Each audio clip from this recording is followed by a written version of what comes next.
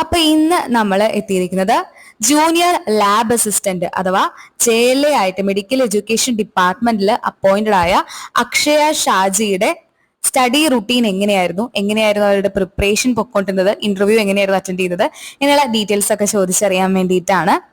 ഇപ്പൊ ഈ ഒരു എക്സാമിന് പ്രിപ്പയർ ചെയ്യുന്ന സമയത്ത് തൊട്ടേ വളരെയധികം ആഗ്രഹത്തോടും അറിയണം എന്ന ആഗ്രഹത്തോടൊക്കെ വന്ന് ചോദിക്കുന്ന ഒരു സ്റ്റുഡന്റ് ആയിരുന്നു അക്ഷയ എന്ന് പറയുന്നത്. അപ്പൊ അക്ഷയയുടെ ഈ ഒരു വിജയത്തിൽ ഒരുപാടധികം സന്തോഷിക്കുന്നു. ഇനിയും ഫ്യൂച്ചറിൽ ഒരുപാടധികം നല്ല അവസരങ്ങളും അതുപോലെ ഒരുപാടധികം നല്ല ഓപ്പർച്യൂണിറ്റീസും അക്ഷയ്ക്ക് ലഭിക്കട്ടെ എന്ന് ആശംസിക്കുന്നു. അപ്പൊ നമുക്ക് അക്ഷയയുടെ സ്റ്റഡി റുട്ടീൻ എങ്ങനെയായിരുന്നു അവരുടെ ആ ഒരു പ്രിപ്പറേഷൻ കൊണ്ടുപോയെന്നത് എന്നുള്ളതൊക്കെ നമുക്ക് മനസ്സിലാക്കാം. എൻ്റെ പേര് അക്ഷയ ഷാജി എന്നാണ്. ഞാൻ ഈ വർഷം ഫെബ്രുവരി 10 JLA ആയിട്ട് കോട്ടയം മെഡിക്കൽ കോളേജിൽ ജോയിൻ ചെയ്തത്.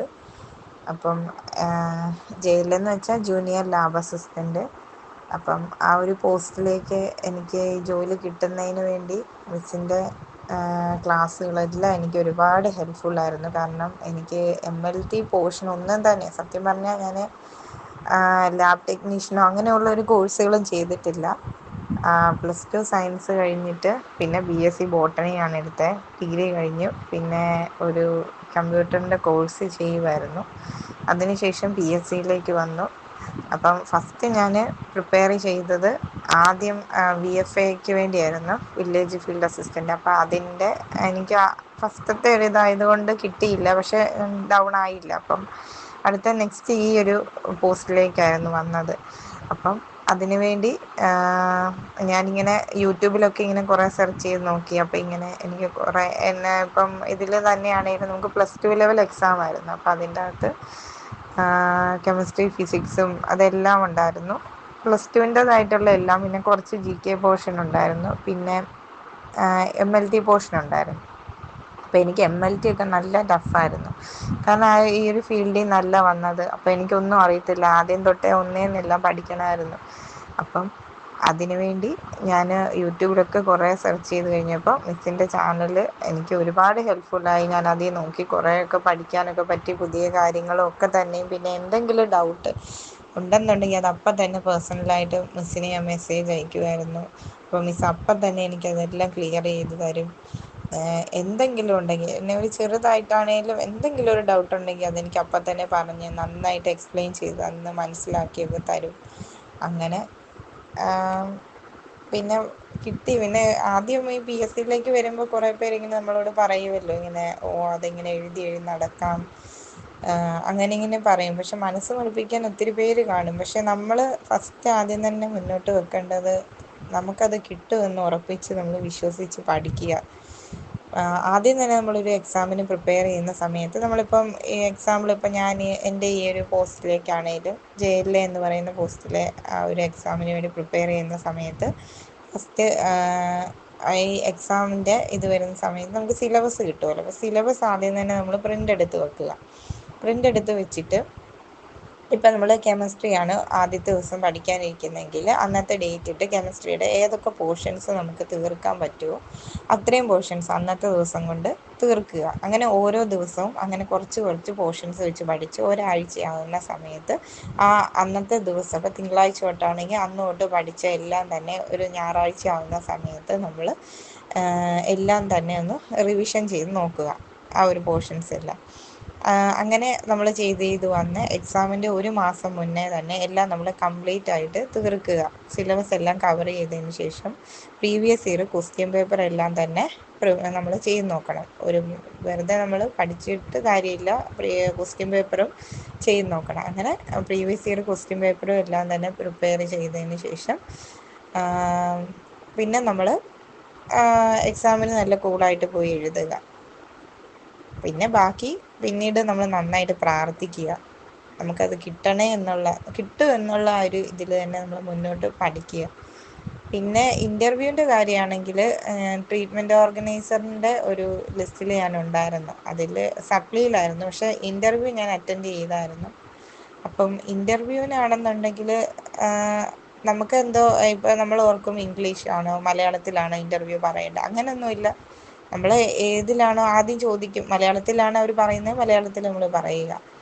പിന്നെ ഇൻ്റർവ്യൂവിന് പ്രിപ്പയർ ചെയ്യുന്ന സമയത്ത് നല്ല രീതിയിൽ നമ്മൾ പഠിച്ച പോർഷൻസൊക്കെ ഇപ്പം മിസ്സിൻ്റെ ചാനലാണെങ്കിലും ബ്രില്യൻസ് എഡ്യൂടെക്, അപ്പോൾ അതിൻ്റെ അകത്ത് ഇങ്ങനെ ഇപ്പം ട്രീറ്റ്മെൻറ്റ് ഓർഗനൈസറിൻ്റെ കുറേ കാര്യങ്ങൾ ഇങ്ങനെ പറഞ്ഞിട്ടില്ലേ, അപ്പം അതെല്ലാം നമ്മൾ ഒന്നും കൂടി ഒന്ന് റിവൈസ് ചെയ്ത് പഠിക്കുക. പിന്നെ മെഡിസിൻ്റെ കാര്യങ്ങൾ അങ്ങനെയൊക്കെ ഓരോന്ന് ചോദിക്കാറുണ്ട്. അപ്പോൾ അതെല്ലാം നമ്മൾ ഒന്നും കൂടി നോക്കിയിട്ട് അതെല്ലാം വീഡിയോസ് എല്ലാം ഒന്നും കൂടി കണ്ടിട്ട് നോട്ട്സൊക്കെ ചെറുതായിട്ട് പ്രിപ്പയർ ചെയ്തതിന് ശേഷം നമ്മൾ ഇൻ്റർവ്യൂ പോയി അറ്റൻഡ് ചെയ്യുക. അപ്പോൾ അവർ ചോദിക്കുന്നത് എന്നാലും സിമ്പിൾ ക്വസ്റ്റ്യനൊക്കെ ചോദിക്കുകയുള്ളൂ. അങ്ങനെ ഇൻ്റർവ്യൂ അറ്റൻഡ് ചെയ്തതിൻ്റെ എൻ്റെ ഒരു എക്സ്പീരിയൻസ് അതായിരുന്നു. പിന്നെ എന്താണെന്ന് വെച്ചാൽ ഇത്രയൊക്കെ ഉള്ളൂ പറയാനുള്ളൂ. പിന്നെ എനിക്ക് ഒരു അഡ്വൈസും കൂടി ഈ എക്സാമിന് വേണ്ടി PSC എക്സാമിന് വേണ്ടി പ്രിപ്പയർ ചെയ്യുന്ന സ്റ്റുഡൻസിനോട് പറയാനുള്ള ഒരു കാര്യം കൂടി ഉള്ളൂ. നമ്മൾ ഫസ്റ്റ് ടൈം PSCയിലേക്ക് വരുന്ന സമയത്ത് ഒരുപാട് പേരുണ്ടായിരിക്കും നമ്മളോട് ഇങ്ങനെ, എൻ്റെ മനസ്സ് തന്നെ മടുപ്പിക്കാൻ ഒത്തിരി പേരുണ്ടായിരുന്നു.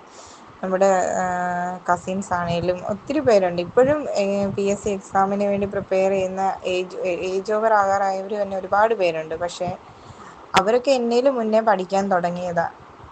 പക്ഷെ അവരെന്ന് പറഞ്ഞാൽ സെലക്ട് ചെയ്ത് ഇപ്പോൾ പോലീസ് CPO ആണെങ്കിൽ ആ ഒരു CPOയ്ക്ക് വേണ്ടി മാത്രം അങ്ങനെ സെലക്ട് ചെയ്ത് നമ്മൾ ഒരിക്കലും പഠിക്കരുത്.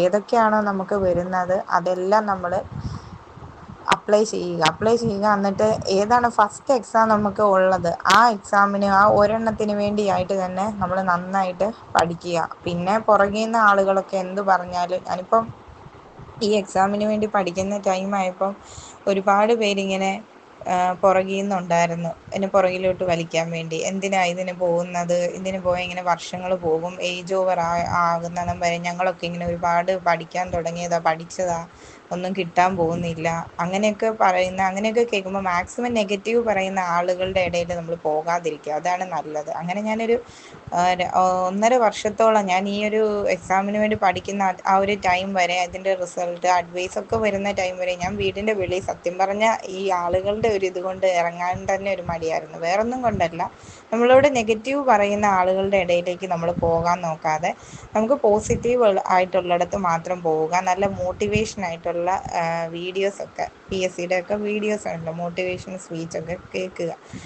കൂടുതൽ നമുക്ക് പഠിച്ചു നിൽക്കാൻ പറ്റുന്നില്ല, അല്ലെങ്കിൽ തന്നെ നമ്മൾ ഇല്ലെന്നുണ്ടെങ്കിൽ അങ്ങനെ ചെയ്യുക. അല്ലെങ്കിൽ നമ്മൾ എന്താ ചെയ്യുന്നത് വെച്ചാൽ നമുക്കിത് വേണം എന്നുള്ള ഒരു വാശിയോട് കൂടി പഠിക്കുക. എനിക്കിപ്പം സത്യം പറഞ്ഞാൽ ഇത് PSC പഠിക്കണം എന്നുള്ള ഒരു ഇത് തോന്നിയതെന്ന് പറഞ്ഞാൽ, എൻ്റെ അനിയത്തിയാണെങ്കിൽ ഇപ്പോൾ BSc നഴ്സിംഗ് ആണ്, അവൾക്ക് തീരാറായി, ഇനി 2 മാസം കൂടി ഉള്ളു. അനിയനാണെങ്കിൽ ജർമ്മൻ പഠിക്കുകയാണ്. അപ്പം അവർ രണ്ടുപേരും എന്താണേലും പോയി കഴിയുമ്പം രക്ഷപ്പെടും. അപ്പം ഞാനാണ് ഏറ്റവും മൂത്തത്. അപ്പം അമ്മൂ എന്നാണ് എന്നെ വീട്ടിൽ വിളിക്കുന്നത്. അപ്പം അമ്മൂനൊരു ജോലി ആയില്ലല്ലോ എന്നുള്ള ആളുകളുടെ ഒരു വാക്ക് കേൾക്കുമ്പോൾ എനിക്ക് മാനസികമായിട്ട് ഒരുപാട് ബുദ്ധിമുട്ട് വരുന്നതുകൊണ്ടാണ് എങ്ങനെയെങ്കിലും എനിക്കൊരു ജോലിയിൽ കയറിയേ പറ്റൂ, അതും ഒരു പ്രൈവറ്റിലല്ലാതെ PSC എഴുതി കയറണം എന്നുള്ളത് എനിക്കൊരു വാശിയായിരുന്നു. കാരണം ഞാൻ പ്രൈവറ്റ് ജോബിന് പോയിട്ടുണ്ട്. ഞാൻ ഡിഗ്രി കഴിഞ്ഞതിന് ശേഷം കമ്പ്യൂട്ടറിൻ്റെ ഒരു കോഴ്സ് പഠിച്ചായിരുന്നു. അത് സംബന്ധിച്ച് എനിക്ക് പ്രൈവറ്റിൽ കിട്ടിയായിരുന്നു. പക്ഷെ അവിടെയൊക്കെയെന്ന് പറഞ്ഞാൽ നമുക്ക് ഭയങ്കര സ്ട്രെസ്സാണ് ജോലി, ഒരുപാട് കഷ്ടപ്പാടുണ്ട്. അത് തന്നെയല്ല, കിട്ടുന്ന നമുക്ക് സാലറിയൊക്കെ വളരെ കുറവാണ്. അപ്പം ആ ഒരു ഇത് വെച്ച് നോക്കുമ്പം അവിടെയൊക്കെ പലയിടത്ത് പോയി. പിന്നെ നമുക്ക് ട്രെയിനി ആയിട്ട് മിൽമയിൽ എനിക്ക് കിട്ടിയായിരുന്നു, അവിടെ ഓഫീസിൽ കിട്ടിയായിരുന്നു. അവിടെയൊക്കെ നമുക്ക് നല്ല കഷ്ടപ്പാടാണ്. ഒരു വർഷം നമുക്ക് ഇരിക്കാം, 8,000 രൂപ സ്റ്റൈഫൻഡ് അങ്ങനെയൊക്കെ കിട്ടുമായിരുന്നു. പക്ഷെ അത് ഞാൻ ഒരു വർഷമൊന്നും നിന്നൊന്നുമില്ല. അവിടുത്തെ കഷ്ടപ്പാടൊക്കെ അറിയാവുന്നതുകൊണ്ട് അത് നിർത്തിയിട്ട് അങ്ങനെ ഒരു വാശിക്ക് വേണ്ടി PSC ഇരുന്ന് പഠിച്ചു. അങ്ങനെ അത് പിന്നെ കുറേ പ്രാർത്ഥിച്ച് പരീക്ഷ കഴിഞ്ഞിട്ട് ഇരുന്ന് പ്രാർത്ഥിച്ചു. അങ്ങനെ പിന്നെ വന്നു. പിന്നെ മെയിനായിട്ടൊരു കാര്യം, നമുക്ക് സർട്ടിഫിക്കറ്റ് അപ്ലോഡ് ചെയ്യുന്ന സമയത്ത് നമ്മുടെ PSCയുടെ പ്രൊഫൈലിൽ കയറുമ്പോൾ അതിൽ നമ്മുടെ അഡ്രസ്സ്, പിന്ന്, എല്ലാ ഡീറ്റെയിൽസും കറക്റ്റായിട്ടായിരിക്കണം കൊടുക്കേണ്ടത്. കാരണം എനിക്കൊരു ഒരു അബദ്ധം വന്നത് മറ്റാർക്കും വരാതിരിക്കാൻ വേണ്ടിയാണ്. കാരണം എനിക്ക് അഡ്വൈസ് വന്നതിന് ശേഷം PSCയുടെ നമ്മൾ പ്രൊഫൈലിൽ കയറി നമ്മുടെ അഡ്രസ്സ് കൊടുക്കുന്ന ടൈമിൽ എൻ്റെ പിൻ നമ്പർ ചേഞ്ച് ആയിട്ടാണ് കിടന്നത്. Pin number കൊടുത്തിരുന്നില്ല. ആ ഒരു ടൈമായപ്പം പിന്നെ എന്നെ ഓഫീസിൽ നിന്ന് വിളിച്ച്, PSCയുടെ ഓഫീസിൽ നിന്ന് വിളിച്ച് അതൊന്ന് അപ്ഡേറ്റ് ചെയ്ത് കൊടുക്കാൻ പറഞ്ഞ് അതെല്ലാം ചെയ്ത് കഴിഞ്ഞപ്പം ഒരാഴ്ച തന്നെ എനിക്ക് ലേറ്റായി എൻ്റെ അപ്പോയിൻമെൻറ്റ് ഓർഡർ ഒന്ന് കയ്യിൽ കിട്ടാൻ വേണ്ടി. അപ്പം അങ്ങനെ ഒരു ഇതുണ്ട്. അപ്പം നമ്മൾ വെരിഫിക്കേഷന് പോകുന്ന ടൈമിൽ എല്ലാം നമ്മൾ കറക്റ്റായിട്ട് ചെയ്യണം. നമ്മുടെ എല്ലാ കാര്യങ്ങളും ഡോക്യുമെൻറ്റ്സ് അപ്ലോഡ് ചെയ്തതും എല്ലാം നല്ല ക്ലിയർ ആയിട്ട് വേണം നമ്മൾ ചെയ്ത് വിടാൻ വേണ്ടി. അതൊക്കെ ചെയ്തിട്ട് കോമൺ ആയിട്ട് ഇതിൻ്റെ ചെയ്യുന്ന അക്ഷയ സെൻറ്റർ ഉണ്ടായിരിക്കും, അവിടെ പോയി അത് ചെയ്തതിന് ശേഷം വൃത്തിയായിട്ട് നമ്മൾ തന്നെ ഒന്നും കൂടി എല്ലാം ചെക്ക് ചെയ്യണം. എൻ്റെ ഫസ്റ്റ് ടൈം ആയതുകൊണ്ട് എനിക്ക് അറിയത്തില്ലായിരുന്നു ഒന്നും തന്നെ, അതുകൊണ്ട് വന്ന ഒരു അബദ്ധമാണ്. അപ്പം അത് ഇനി ആർക്കും വരില്ല എന്നോർത്താണ് ഞാൻ പറയുന്നത്. അപ്പം അതും കൂടി ഒന്ന് എല്ലാവരും വെരിഫിക്കേഷൻ ടൈം ആകുമ്പോൾ നമ്മൾ അതൊക്കെ ഒന്ന് ചെക്ക് ചെയ്യണം. നമ്മുടെ അഡ്രസ്സും കാര്യങ്ങളും നമ്മൾ അപ്ലോഡ് ചെയ്ത സർട്ടിഫിക്കറ്റുകളും എല്ലാം ഒന്ന് നോക്കണം, ഒന്നും കൂടി ക്ലിയർ ആണോ എന്നൊക്കെ വരുത്തിയിട്ട് മാത്രമേ പോകാവുള്ളൂ. അറ്റൻഡ് ചെയ്യുക, അത്രയൊക്കെ ഉള്ളൂ.